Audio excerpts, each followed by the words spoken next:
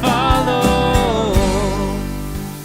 Hi, and welcome to Trinity Talk Live, water cooler conversation from a Christian perspective. I am Ken Coughlin, and today we're starting a series of 3 weeks where we are going to be focusing on topics that have been suggested by you, the viewers. For those of you that don't know, if you have an idea of a topic that you would like to see us do, there's a couple different ways you can get in touch with us. One way is on our Facebook page. We have a Facebook page at Trinity Talk Live Podcast. If you go on there, we put posts up there for every episode. We put little sneak peeks and sometimes little behind-the-scenes things so you can see what we're up to. But if you can comment on any of the posts there, if you have an idea of something you would like to see, that's one way to let us know.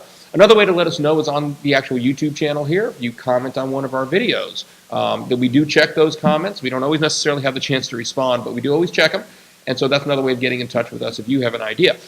This week, we're going to be focusing on a subject that was requested actually back in the fall on our Facebook page. And the topic for today is dealing with and facing depression and anxiety. Next week, we're going to be talking about social media. And the following week, we're going to be talking about the compatibility of science and faith. So we hope you can join us for all three. Also, I would like to make a quick mention that I've mentioned this every week so far for the last few weeks, that we are trying to make a little push to get subscribers here. YouTube has changed some of their requirements. It's nothing that you're going to notice on the actual channel as a viewer, but we are going to lose some functionality that will make it harder on my part as far as managing behind the scenes of the channel. And one of the requirements in order to maintain the functionality that we've had thus far is to have 1,000 subscribers by February 20th. So we're making a push for that. If you haven't subscribed to the channel yet, please go ahead and do so and tell your friends and family about it. It'd be a real big help to us. Last thing I want to mention before we get started today is we did recently, at the beginning of the new year, start a new program here on the Trinity Joppa YouTube channel. It's called Trinity Talk Devotions. It is basically a 5-minute weekly devotional, just like you might get out of a devotional book that you might be reading, but it's in video format. 5 minutes roughly, although Ben ran a little bit over this past week. His was 6. We'll give him a hard time about that later. But about 5 minutes long. They go live on our channel on Thursday mornings at 7 a.m., so you can catch them and have a little devotional pick-me-up before you get started with the business of your day. All right, so please go ahead and check that out as well. Now, normally we do start out these episodes with a current events segment. We're not going to start out that way this week. We're not going to have a current events segment. I want to spend as much of the 30 minutes as we can talking about our actual topic of the week. So we're going to first, before we get into the topic of the week, let me introduce our panel for today. First here, immediately to my right, is Meredith Mertens. Meredith is a licensed clinical professional counselor, and she's the owner of Meredith Mertens, LLC, located in Bel Air, Maryland. She earned her Bachelor of Arts degree from James Madison University and her Master of Science in Clinical and Counseling Psychology from Chestnut Hill College. She specializes in trauma and anxiety. She is passionate about empowering trauma survivors to heal from their past wounds and lead meaningful and fulfilling lives. Thank you very much for joining us today. Thank you for having me. And our other guest for today is Dr. Kendra O'Hora. Dr. O'Hora is a licensed clinical marriage and family therapist and owner of Harco MFT, based right here in Harford County. She earned her doctoral degree from Virginia Tech and her master's degree from Abilene Christian University. She has lived and worked in 3 states with a variety of client populations. She specializes in resiliency, working with individuals and couples who have experienced great loss and pain and seek to overcome and thrive. She has taught undergraduate courses at both Virginia Tech and York College of Pennsylvania and has combined 17 presentations and 5 published articles. Now, I'm curious, the presentations, is that including, we were just talking before we went on the air about your recent trip to Ireland. Is that included in those 17 presentations? It's not. I haven't updated yet. You haven't? So is it 18 now? It's 18 now. Wow. Is Ireland the furthest you've ever traveled to give a presentation? I guess it's technically not the furthest because I went to Hawaii, but that was the most international travel I had done. I'm totally jealous. Okay. Talking about Hawaii trips in February in Maryland. So. Yeah, exactly. Thank you very much for joining us. Thank you for having me. So again, we're not going to do a current event segment today. I want to spend as much time with the topic of the week as we can. And today's topic of the week is facing depression and anxiety. I hope it's going to be helpful to a lot of people out there. I want to start out today by telling a little bit about how this episode came to be. Like I said, it was a viewer suggestion, and it appealed to me personally because the viewer specifically said, how do you cope with, how do you live with, how do you deal with depression and anxiety? Both of which diagnoses I myself have carried. I had a episode isn't even really describing it, a period of time that I went through where I was struggling with these quite a bit. And so I had a lot of personal experiences where, breaking out into tears uncontrollably and not knowing why, feeling like you have a weight on your chest, and so you can't stand up and do anything. It's just, it's hard to even get up and get out into the world. I got help, and I'm doing better, but it is something that I struggle with routinely. So this is something that I wanted to do for both for my own personal satisfaction, I guess, and because I'm hoping to be able to help some other people out there. So I guess it's funny. I was talking to my wife before we came here to film today. It seems like normally when I have two guests on the show, it's kind of like, okay, they're both here for the same topic, but I have like clear different angles, so to speak. And so it's very easy for me sometimes to figure out, well, if I have a question, well, that question's for this guest, or this question's for this guest. This show ain't like that. So I have no idea who to ask anything to. So everything I ask, I'm just going to throw out there, and you guys take it and run with it however you see fit. Just give each other turns, okay? Sounds good. But I guess the first step here is for people to understand what we're talking about. So what, from your professional standpoint, what is anxiety? What is depression? Mm-hmm. Well, I'll start with depression. A lot of times, I think the way that we understand depression, at least historically, has to do with a chemical perspective, as far as like a chemical imbalance or things like that. But my lens, as you suggested, we are kind of unique in our perspective. My lens is a systemic perspective, which just means that I don't look at just depression. I look at what other life experiences have happened that might link to the person feeling the way they're feeling. So the typical symptoms you see with depression would be things like irritability, low mood, loss of motivation, insomnia, things like that, appetite changes, sometimes a disinterest in pleasurable activities like sex or hobbies. And so those types of things are what we kind of see as a cluster that would come forward and would link to someone feeling depressed. But ultimately, depression, it really varies person to person. And so that's kind of the generic short answer of what depression is. And I think anxiety kind of fits into the same category of not being clearly defined. Everyone experiences it differently.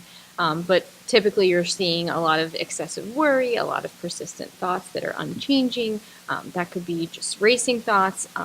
A lot of people describe the chest thing that you described earlier, which is like just this weight of not being able to make anything happen because it feels overwhelming. And from the same idea that Kendra shared, I also look at lots of other factors. So when I'm looking at someone who brings in symptoms of anxiety, I'm curious, is that related also to maybe some depressive pieces? Is that a family issue? Is there relationship problems? And it kind of goes from there. Mm-hmm. Do they go hand in hand often? I think a lot of the times, yes. Historically, again, some of the research was they were separate entities. And we were just saying in the car that it used to be that anxiety was more taboo, and now it's kind of shifted. That anxiety is this diagnosis that a lot of people will carry. Either their doctor gave it to them or a therapist, and sometimes it's just something that they're owning for themselves. I taught a class up at York. I had roughly 23 students in my class, and they did a journal activity. 18 of them said they had anxiety of some sort. And I remember reading that and just thinking, like, that is a huge percentage in a class of freshmen. That's really high. So I think people a lot of times are associating anxiety and depression and stress and things like that. They're lumping that all into the same category. And I think it feels, I don't want to say safer, but there's less stigma surrounding that now than there used to be. And so I think there's this comfortability in acknowledging it that didn't used to exist. So I do hear often those coming together, though, depression and anxiety, and I don't know too much more other than that just seems to be what people are comfortable saying, at least when they come in. I've got depression or I have anxiety.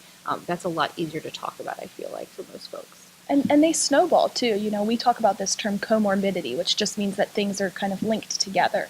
And so you have depression and you experience things like not being able to get out of bed or a loss of motivation. Well, naturally, anxiety is going to ensue if you have a project that you need completed and you're not able to get it done. So sometimes you see that they're kind of two sides of the same coin. I'm curious if, I don't even know if there's been any research or anything study looking into this, but number one, you say like anxiety is becoming more accepted. And I wonder if that's somewhat culturally bound in the fact that, we are expecting it. We live in a culture that is, go, go, go, go, go. And so a lot of people are experiencing that. And has that, I'm wondering if you do see differences based on different cultures or if it's changed over time.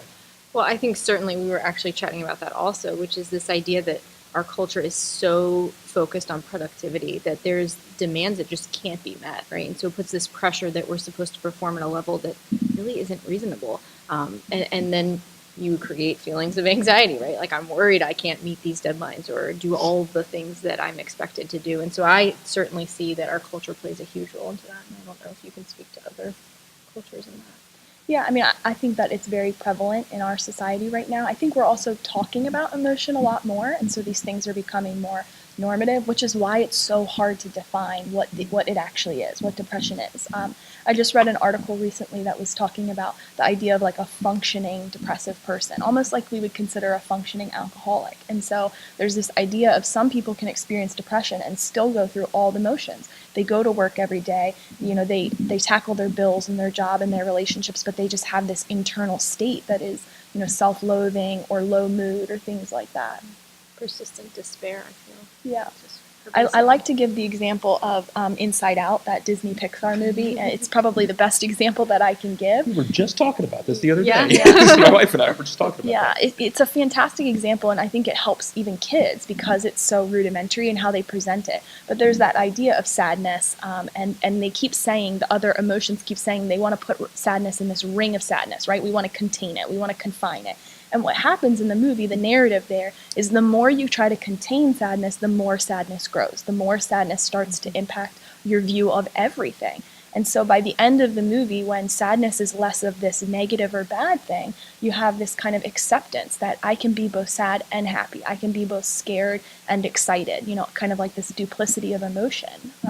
So that's one thing that when working with depression that I really try to employ my clients to understand is that you don't need to confine it. You don't need to judge it. You don't need to hush it away. You need to accept it. You need to start to understand it and make space for it. The more space you make for it, the more that it becomes less overwhelming and less scary. So how do people, I guess the big question I would have had when I was going through this, and I felt that weight on my own chest, is it's like, on one level, I knew all of that, but it seemed insurmountable to get there. So what's the first step, or what do you say to someone who's going through this and having that feeling like, I understand everything you're saying is what I should be trying to do, but I don't see how I can make that happen? I feel like the first step, just being therapist, would be to find that space where you can talk about it in a way that isn't judgmental, that you're not feeling like you might be letting a partner down or someone else in your system. So I feel like getting a space where it's okay to talk about what's going on is important.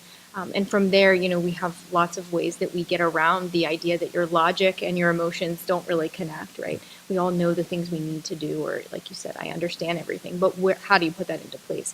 To me, that comes from having a neutral space to talk about that with someone who's a little bit removed from the situation. Yeah, we talk about that a lot. We meet weekly for peer supervision, and one of the things that we run by is clients come and they have such an empowered state when they're in our space, and then they leave the office and they're still struggling with the same things in their routine daily lives. Because I think it's for the first time for them that they've really had this space that's set aside where they can feel like someone hears them, someone gets it, someone is walking through it with them. So I think the disconnect is trying to figure out first how to have that space, how to have a social support, whether it's a therapist or other relationships or a church community or friendships. All of those things are going to kind of get you ahead of the curve with depression and anxiety, but then breaking it down. Each person is different, so there's no cookie cutter response. We hear terms like cognitive behavioral therapy and things like that. Those mechanisms are helpful and they work for some people, but for someone with trauma, which is what you work with, it can be a lot more in depth than just clearly trying to break down the depression. For people who are going through really difficult life situations like loss, miscarriage, divorce, the things that I work with, depression is not something that's easily just fixed with, a 10-step program, if you will. That's interesting, actually, and I didn't really think of that, but how different is it depending on the circumstance the individual is going through? Like you mentioned, some people that might be facing depression based on a trauma background, and you might have others that are because of some really severe life circumstance like divorce. Other people might be facing it just because of overall the anxiety in their overall life and feeling too much is coming on. I mean, I'm not an expert, I don't know all the causes, but how different is the approach that needs to be taken based upon what that underlying root cause is? Very. I think that's the crux of it all, and we talk a lot about the creativity in our work because we're not approaching any individual the same as the last. Everything is taken into context of, like Kendra said, the system behind that person, but also for me, the history. I call myself the digger because I'm always curious. What else? Whatever you're bringing in, generally there's a lot more underneath of that, and that's where I go. Typically, I use a lot of the family of origin as my reference point for understanding, how did things develop? We didn't just generally all of a sudden wake up feeling anxious. There's been indicators along the way. There's been signs, and I get curious about where that comes from. And so for me, it's understanding each person as an individual in their own experiences, and from there I kind of come up with whatever it feels best, it whatever works in that moment. So. Yeah, I think it's tricky, we used to have a lack of information. Now we have an abundance of information. And so I think with the internet and things like that, people are Googling and blogging and trying to figure out what is it that I'm experiencing? What are these symptoms and these emotions? I remember when a client came in and said that they were an introverted extrovert. And I was like, I'm going to have to look up what that term means because I'm not sure.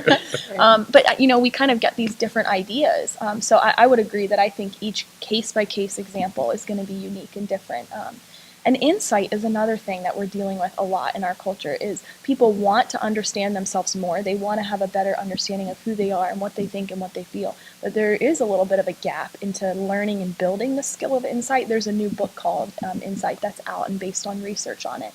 And it's something that I see is people will sit in front of us and they'll talk about something and they'll have a complete disconnect that they're experiencing depression or they're experiencing anxiety, or they'll say that they're not an emotional person and yet they're crying right in front of you.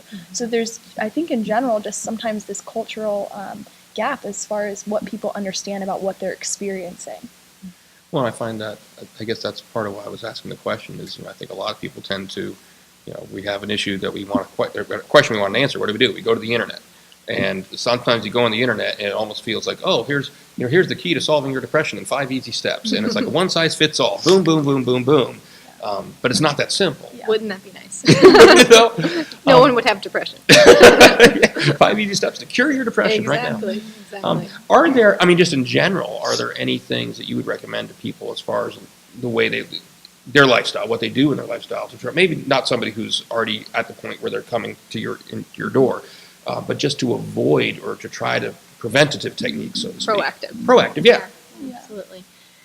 For me, I always encourage a lot of mindfulness-based practice, which I kind of incorporate to mean a lot of things.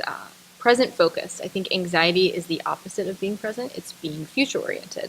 Depression is being past-oriented, right? And so when we talk about being mindful, it means being very in the here and now. And so I encourage a lot of just look around, see what's happening right here, right now. Be grateful, be mindful.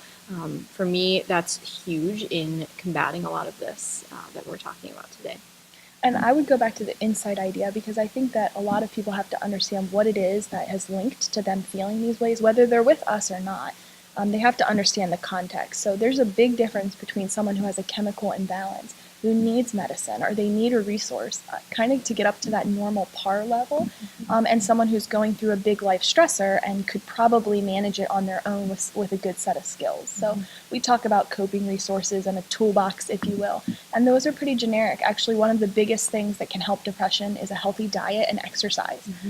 If that's really hard to say to someone who's depressed because the last thing they want to do is exercise and eat well, which is where that idea of a snowball comes in. So I think if you're looking for proactive, then that would be the case of eating well, sleeping routinely, taking time away from technology, which can typically link to anxiety or insomnia, things like that. Well, and I think self-care lumps into proactive, right? Yeah. Making time for ourselves and what we need to feel grounded, to feel safe, to feel okay.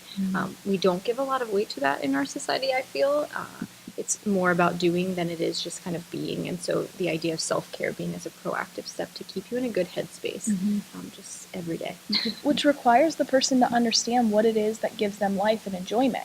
I work with people that will say, well, I watch TV, I relaxed, but TV wasn't fueling for them. TV didn't rejuvenate them. So it's important. I give people a checklist sometimes of like 100 activities, and they go through the list, and they they kind of check off what does actually restore me. So it could be a massage, it could be a bubble bath, it could be a walk with a friend. Those are all things that kind of keep you grounded in your self-care and keep you, on top of things like depression and anxiety. And then that's great. I think that's a great idea. Once you give somebody that list, all right, and they come up with these things, okay, this is what restores me. How do you get them to see how they can reorganize their life to fit those in? Because I know lots of times, if you'd asked me when I was going through this, I probably could tell you, here's the things that I really enjoy doing.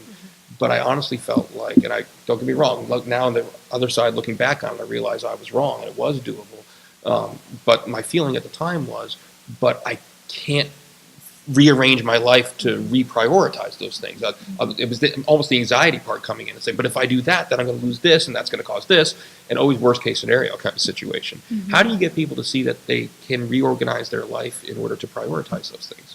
Well, I think that's very typical. I deal with that a lot. We were chatting about that as well. It's this idea that, like we said, we know what we need to do. How do we make that happen? And for me, I often tell folks, pare down, make it very manageable. I think when we're used to feeling a certain way and all of a sudden we feel differently, we hold ourselves to the same standard. And I always say, your 100% today might not be the same as it is tomorrow, but today, just do 100%. And so sometimes that looks like, can you set a timer for 10 minutes to go out for a walk instead of you're used to exercising an hour a day is your typical. But today, on the day you're feeling really anxious, 10 minutes seems overwhelming, but doable. Let's start there. And so I really pare down to make it manageable and to take away this pressure that it needs to be the same always. It's each day is different, and do what you can in that day rather than focusing too much on what you have been able to in the past or what you could in the future. And I don't know why I remember this random stuff from grad school, but Prochaska's stages of change come to mind. So the idea that there are different ways that we assess clients' motivation, if you will. So there's pre-contemplation and contemplation and motivation. Contemplation is this like, I'm thinking about changing, but I'm not ready to change. Motivation is you're there, you're ready to take the steps. Action, you're taking the steps, right? And then you're maintaining it. So I think for a lot of people, you're talking about this pre-contemplation. It's like they're thinking about changing. Right. Yeah. And so for a lot of people, there's specific things that we can do to help people assess where they are on that stage of change and consider what would it look like to take a step forward into thinking about change or to taking change. Because the reality is we can't control anyone. We can't control our child or our spouse or our friend. If they're experiencing depression and anxiety, they have to have the motivation and willingness to change. And if they're not, then we can look at why. Why not? Do they lack a support system? Do they lack the things that they need in their routine life to take care of themselves? And then we can add those things in. Those things might not seem so scary like the depression and anxiety, and that might motivate them to start to make the changes they need to take. What if you are the friend or the parent? In other words, you're not the one that's going through it yourself, but you're the one on the outside looking in. How do you know how to handle someone that you love that's going through something like this? When to push, when not to push? You see somebody that's sitting there that doesn't even want to get up out of bed. You're a parent. You got a teenager that doesn't want to get up. What do you do? How do you handle that? I think that's a good question. It's something a lot of people struggle with as caregivers or support system to people who are going through depression and anxiety. I constantly go back to the airplane metaphor, right? You have to put the oxygen mask on yourself before you can put it on a child or a friend or a relative. So you have to take care of you, which means setting boundaries. You lead by example. So you have to continue to do the things that are healthy and right, developmentally, right? If a child knows how to tie their shoes and you continue to tie their shoes, they never learn, right? So you can set that example of being someone who gets up and goes to work every day, somebody who addresses emotions when they come up instead of avoiding them, someone who exercises and takes care of themselves. And when that person is ready to talk and is willing to come forward, being the support, being the voice that's willing to say, I'm here, I'm going to listen, I'm going to walk through this with you. But ultimately, if you have a family member that's suffering, you can't push them. You can't make them change. So I think showing them what love and kindness and support looks like is a good start.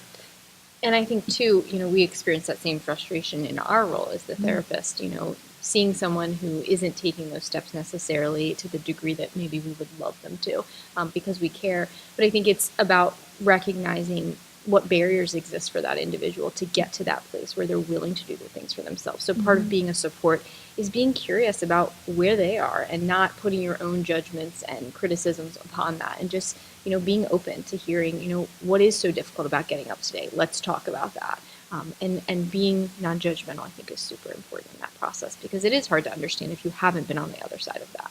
Well, and that brings me back to a systemic perspective. So this idea that our system, our relationships, our experiences influence what we're going through. So if you're the mom and you're dealing with a child that has depression or anxiety, perhaps you need to do some of the work to look within and see how you're potentially contributing to healthy or unhealthy behaviors. So one of the terms that we throw around a lot is overfunctioning and underfunctioning. And you see this a lot in parent-child relationships, that overfunctioners, they like to take on the extra responsibilities. I constantly ask, if you're that person in a group project who liked to do the entire thing because you were afraid your other group members might mess up, that's an overfunctioner, right? But what if the other group members do mess up? Right, exactly. That's the core thought of an give them a overfunctioner. chance. Exactly. So it's the idea that sometimes in our own anxiety as a parent or a caregiver or a loved one, we want to kind of pull the person along. We want to do the work for them. I'll set the therapy. How many times have we had a parent call us for their child who's an adult trying to set a therapy appointment for them? And we have to say, your child's an adult. They have to make the call themselves. They're not a minor. So I think a lot of those parents are kind of in this, gut punch situation of, I want my child to get the help and resources, but they can also consider how they can empower that child through their own relationship with them. I will let you, if it's any reassurance, I'll let you know it's not limited to your profession. 3 days a week, I'm also a lawyer, and I cannot tell you how many times I've had parents call up to try to hire me as a lawyer for their adult child, and I'm like, they're the adult, they have to initiate, they have to call me, and they have to hire me themselves. You can't hire me for them. Yeah. But yeah, it happens quite a bit. Yeah. So last question, I guess, is a practical one. Is there a line, and where somebody's out there, they're sitting there, they're watching the show right now, they're thinking, well, I have some struggles, but how do people know when they should be coming to you or to someone in your line of work and seeking help? Yeah, that's a good question. You want to take that? Sure. I think, you have to pay attention to, number one, knowing yourself. This goes back to insight, but recognizing for yourself at what point you've crossed into a line that it's impeding the things that you ordinarily do. That could be, as simple as, I really don't want to go to work, and that happens for a substantial period of time that you can't remember the last time you did. Noticing that you can't focus when you're there, not being able to sleep. The things that ordinarily would be, might happen every now and again, that you notice turn into a level that you can't remember when that wasn't true. I feel like that's a pretty clear line, right? That you're not able to function quite like you used to. And, I think that varies, again, for each person. I can't really specifically say what that line would be. And we think about different environments, like your work environment, your home environment, and then your social environment. If you're noticing a significant decrease in 2 or potentially more of those environments, then that would typically be the sign, okay, something is not right here, something's not lining up. For a lot of people, depression and anxiety can be a little bit of a roller coaster, where you go through seasons where you feel fine and then you don't. And so you're in this kind of yo-yo of, when do I get help? I think that if the person is in a season where they're lacking that motivation, they don't want to go to work, they're skipping those social functions, or they come home and they're just not connected with the people in their life, then that's the time that something needs to be done. A lot of people have the ability themselves to start to make changes. And some people, a therapist is that extra step of comfort and support and, practical wisdom and advice to kind of link them to an action plan. But it really just is a case-by-case thing. I think that would be the thing that I would look for, is if you're noticing in 2 or 3 out of those environments that you're really struggling, it's time to get some help. And are the 2 of you taking new clients? We do. I'm on a wait list for my evening appointments, just because I'm so booked up with couples that I work with. But we both welcome anyone that needs support. We're available. Yep. Well, then, I'm going to ask you, and I'll put it on the screen, I promise. Why don't we start here? How do people get in touch with you if they want to get in touch with you? I have a website. I'm listed on Psychology Today. I have my phone number. There's an email. The quickest way is probably to shoot me an email, and then usually we have a phone call and connect there. What's your email address? It's Meredith Mertens. Nope, it's not. It's Meredith at meredithmertens.com. There we go. Yeah. All right, now you've had time to think about it, so you Yes, should know about it. How do exactly. people get in touch with you? KendraOhora.com is my website. You can also find my business information there as far as the phone and all of that. And then Psychology Today. So the number one way that people reach us is by Googling therapist in Bel Air, Maryland, or therapist in Abingdon. And the first link that will pop up is Psychology Today with a list of resources of all of the therapists in the community. It's something that we subscribe to, but that we want to subscribe to. That way people know they have this kind of breadth of research and information and support. There's support groups listed there. There's group practices and therapists. And so, scroll through that and find a therapist that's a good fit. You can read their bios and all of that, and we're listed on that as well. Excellent. Well, thank you both very much for joining me. Thanks for having us. I think this was a really good episode. I appreciate it. And thank you all for watching. If you could do me a favor, if you like this video and this benefited you in any way, first of all, go ahead and on the YouTube channel here, click like. That's a thumbs up button for us. And share it. Share it with other people. I'm sure everybody out there, hopefully there's something here that communicated to you. And I'm sure there's other people that you know of and love that could probably benefit from hearing this conversation as well. So we ask you to share it on whatever your social media platform of choice is. And again, one last push to please subscribe to the channel if you haven't already, so you can help us make that goal of 1,000 subscribers. We'd really appreciate it. So thank you again. Next week we are going to be talking about the pros and cons of social media. The part 2 of our series on things that are requests, I guess you could say, requests of viewers. I would like one last time to say a special thank you to Dr. Kendra O'Hora and to Meredith Mertens. Thank you very much for coming. You get to keep your mugs. Don't forget to take them home with you. So chug the water so you don't spill it in the car on the way home, okay? Thank you. Thank you all for joining us. Thank you for joining us. We appreciate it, everybody. God bless. In your word we will follow.